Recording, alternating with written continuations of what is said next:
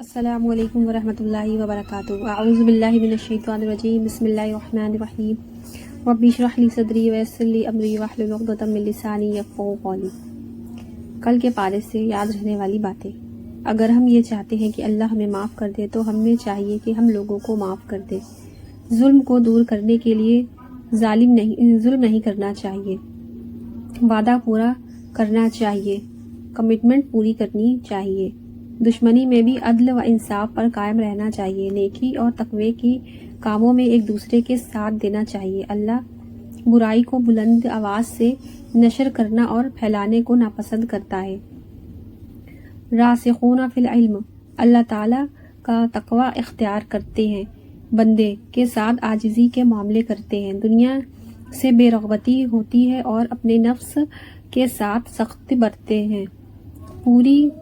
پورے پارے کا بنیادی پیغام درگزر سے کام لینا چاہیے، دین میں غلوب نہیں کرنا چاہیے۔ اللہ کی محبت صرف تمناؤں سے حاصل نہیں ہوتی بلکہ نیکی کے کام کرنے سے حاصل ہوتی ہے۔ علم والوں کے لیے تمام مخلوق بخشش کی دعائیں کرتی ہے۔ رسول اللہ صلی اللہ علیہ وسلم نے فرمایا، علم والوں کے لیے تمام مخلوق بخشش کی دعائیں کرتی ہے، حتیٰ کہ سمندر کی مچھلیاں بھی۔ یعنی آپ علم میں مشغول ہو جاتے ہیں اور بعض اوقات اپنے لیے دعا کا وقت نہیں ملتا تو آپ کے لیے دوسری مخلوق دعائیں کرنے لگتی ہیں۔ خاص طور پر استغفار، کسی اور عمل پر ایسی دعائیں نہیں ملتی جیسے علم کے سیکھنے اور سکھانے پر ملتی ہیں۔ رسول اللہ صلی اللہ علیہ وسلم نے فرمایا، یقیناً اللہ اور اس کے فرشتے اور تمام اہل زمین اور اہل آسمان، یہاں تک کہ چیونٹیاں اپنے سوراخ میں اور مچھلیاں بھی اس شخص کے لیے دعائیں خیر بھیجتی ہیں اور رحمت کی دعائیں کرتی ہیں جو لوگوں کو بھلائی کی باتیں سکھاتا ہے۔ کرنے کا کام،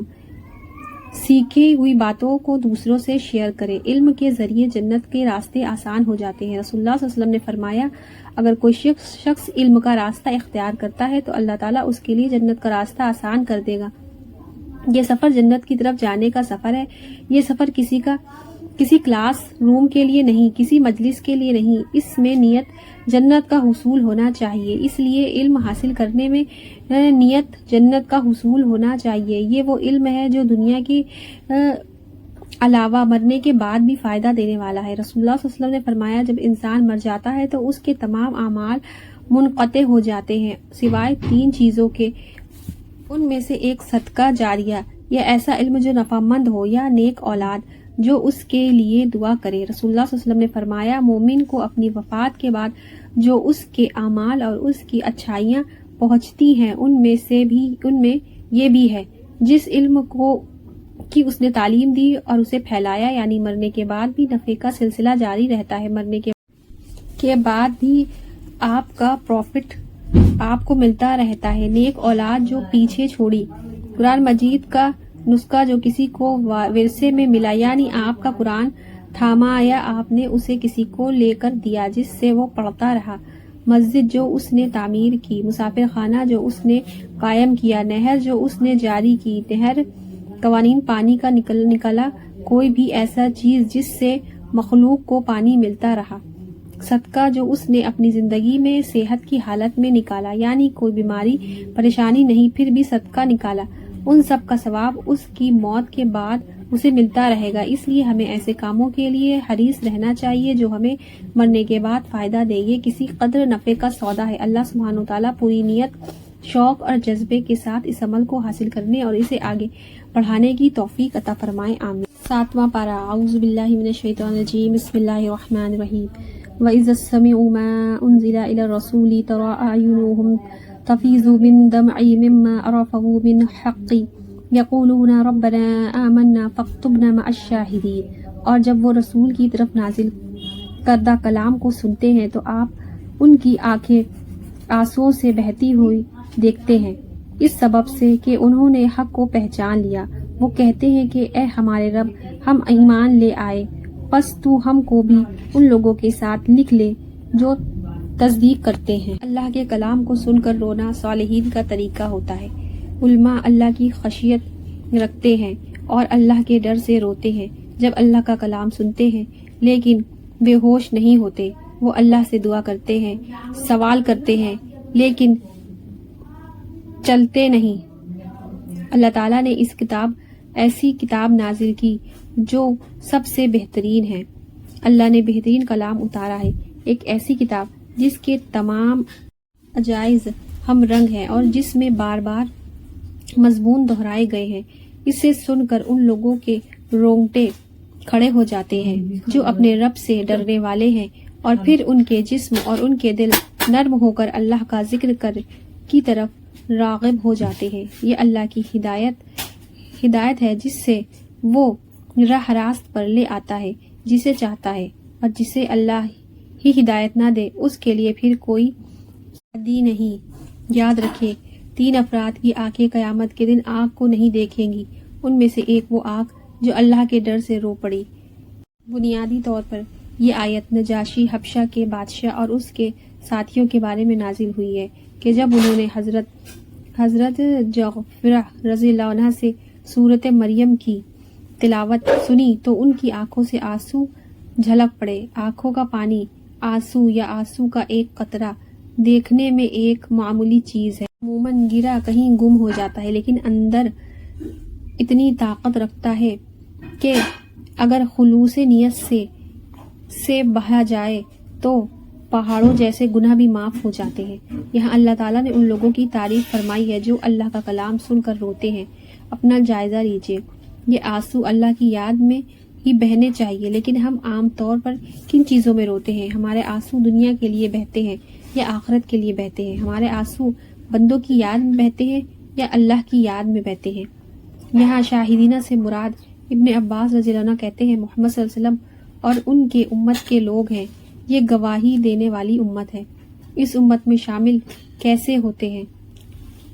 اللہ کی توحید کی گواہی، محمد صلی اللہ علیہ وسلم کی نبوت کی گواہی، اور اس کے بعد قیامت کے دن دیگر اقوام پر گواہی۔ تو انہوں نے یہ خواہش کی کہ ہمار بھی انہی کے ساتھ ہو۔ یہ ایک حقیقت ہے، جو اللہ سے محبت کرتا ہے وہ پھر لازمی اس سے بھی محبت کرتا ہے جو اللہ سے محبت کرتا ہے اور اسی کی توحید کو جانتا ہے۔ اللہ سبحانہ وتعالیٰ نے ہمیں امت وسط بنایا، اس طرح تو ہم نے تمہیں ایک امت وسط بنایا تاکہ تم دنیا کے لوگوں پر گواہ ہو اور رسول تم پر گواہ ہو۔ پھر جس طرف تم رجوع کرتے تھے اس کو ہم نے صرف یہ دیکھنے کے لیے مقرر کیا تھا کہ کون رسول کی پیروی کرتا ہے اور کون الٹا پھر جاتا ہے۔ یہ معاملہ تھا تو بڑا سخت، مگر ان لوگوں کے لیے کچھ بھی سخت نہ ثابت ہوا جو اللہ کی ہدایت سے فیضیاب تھے۔ اللہ تمہارے اس ایمان کو ہرگز ضائع نہ کرے گا۔ یقین جانو کہ وہ لوگوں کے حق میں نہایت شفیق و رحیم ہے۔ ایمان دل کے اندر ایک امید پیدا کرتا ہے، اگرچہ اپنے گناہ ہوتے ہیں لیکن ایمان لانے سے دوسرے گناہ مٹ جاتے ہیں۔ انسان خیر و بھلائی اور جنت کے راستوں کی طرف چل پڑتا ہے۔ یاد رکھیں تو گویا یہ اچھی بات پر بھی جنت مل جاتی ہے۔ اگر مال کے ساتھ نیکی نہ کر سکیں یا اپنے ہاتھ سے کوئی کام نہیں کر سکتے، بیمار ہیں، کمزور ہیں، تو یاد رکھیں اچھی بات پر بھی جنت مل جاتی ہے۔ ایک دفعہ الحمدللہ کہنا میزان کو بھر دیتا ہے، تو اچھی بات کے لیے زبان ہلانے میں اجر آخر کیا مشکل ہے؟ رسول اللہ صلی اللہ علیہ وسلم سے حبنے بن یزید نے پوچھا کہ کون سی چیز جنت کو واجب کرتی ہے؟ فرمایا تم عمدہ کلام کو اور کھانا کھلانے کو لازم پکڑ لو۔ مدینہ شریف پہنچتے ہی نبی کریم صلی اللہ علیہ وسلم نے جو پہلا خطبہ دیا اس میں یہ تھا کہ اے لوگو، سلام پھیلاؤ، اچھی گفتگو کرو، صلہ رحمی کرو، اور رات کو جب لوگ سو رہے ہوں تو تم قیام کرو، تو تم سلامتی کے ساتھ جنت میں داخل ہو جاؤ گے۔ لیکن افسوس یہ کہ زیادہ تر ہماری باتیں یا تو دوسروں کے دل دکھاتی ہیں یا بے کار کی ہوتی ہیں۔ ایک اور حدیث میں آتا ہے کہ بے شک کوئی شخص اللہ کو راضی کرنے والی ایک بات کرتا ہے، وہ نہیں جانتا کہ اس کا وہاں تک شر ہو جائے گا جہاں تک حقیقت میں ہو جاتا ہے۔ اس کی وجہ سے اللہ اس کے لیے اپنی ملاقات کے دن تک کے لیے رضامندی لکھ دیتے ہیں۔ ایک اور روایت میں آتا ہے بے شک بندہ اللہ کی رضامندی کی ایک بات زبان سے نکالتا ہے وہ خود اسے کوئی اہمیت نہیں دیتا مگر اس کی وجہ سے اللہ اس کے درجے بلند کر دیتا ہے۔ اس لیے اچھی باتوں کے حریص رہیں، اچھی باتوں کا شوق رکھیں۔ اچھی بات کرنا صدقہ ہے، اس لیے اچھی باتوں کے حریص رہیں، اچھی باتوں کا شوق رکھیں۔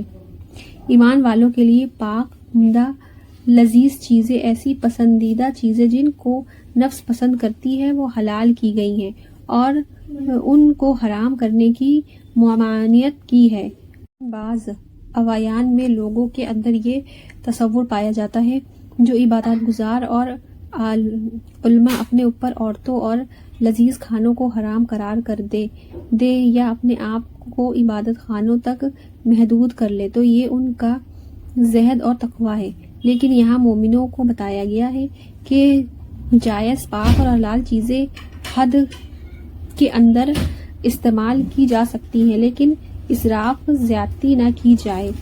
تو جو چیزیں شریعت نے حلال کی ہیں ان کو کبھی بھی خود پر حرام نہیں کرنا چاہیے۔ نبی کریم صلی اللہ علیہ وسلم نے غیر موجودگی میں کچھ لوگوں نے نبی صلی اللہ علیہ وسلم کی عبادت کے بارے میں پوچھا۔ جب بتایا گیا تو انہوں نے اس عمل کو کچھ کم سمجھا، کہا کہ آپ سے ہمارا کیا مقابلہ، آپ کے اگلے پچھلے سب گناہ معاف کر دیے گئے ہیں۔ تو ایک نے کہا تو ہمیشہ رات بھر نماز پڑھوں گا، دوسرے نے کہا میں ہمیشہ روزہ رکھوں گا، کبھی ناغہ نہیں کروں گا، تیسرے نے کہا میں تو عورتوں سے جدائی اختیار کر لوں گا، کبھی شادی نہیں کروں گا۔ نبی کریم صلی اللہ علیہ وسلم تشریف لائے اور پوچھا کیا تم وہی لوگ ہو جنہوں نے یہ باتیں کہیں؟ اللہ کی قسم میں سب سے زیادہ اللہ سے ڈرنے والا ہوں اور میں سب سے زیادہ اللہ کا تقوی اختیار کرنے والا ہوں، اور میں روزہ بھی رکھتا ہوں اور افطار بھی کرتا ہوں، نماز بھی پڑھتا ہوں اور سوتا بھی ہوں اور نکاح بھی کرتا ہوں۔ جس نے میری سنت سے بے رغبتی کی وہ مجھ سے نہیں۔ دین اسلام ایک مقدس دین ہے جس میں دین و دنیا کا بہترین امتزاج ہے۔ وہ نعمتیں جو اللہ نے دنیا میں اپنے بندوں کے لیے پیدا کی ہیں ان کو حد کے اندر رہ کر جائز سمجھ کر فائدہ اٹھاتے ہیں۔ ایسی قسم پر اللہ نہیں پکڑتا جس کے پیچھے ارادہ نہیں تھا، لیکن جس قسم کو ارادے کے ساتھ کھایا گیا اس کی پکڑ ہوگی۔ جھوٹی قسم بھی قابل مواخذہ ہے۔ نبی کریم صلی اللہ علیہ وسلم نے فرمایا جس نے جان بوجھ کر بڑی تاکید کے ساتھ جھوٹی قسم اٹھائی وہ اپنا چہرے کا ٹھکانہ جہنم میں بنا لے۔ نبی کریم صلی اللہ علیہ وسلم نے فرمایا کوئی شخص ایسا نہیں جو میرے ممبر کے پاس جھوٹی قسم کھائے اگرچہ وہ ایک تازہ مسواک کے لیے ہی کیوں نہ ہو کہ یہ میری مسواک ہے، مگر یہ کہ اس نے اپنا ٹھکانہ جہنم میں بنا لیا۔ فرمایا کہ اس کے لیے جہنم واجب ہو گئی۔ اگر کسی شخص نے قسم کھا کر توڑ دی ہو تو اس کا کفارہ دینا چاہیے جس کی تفصیل یہاں بیان کی گئی۔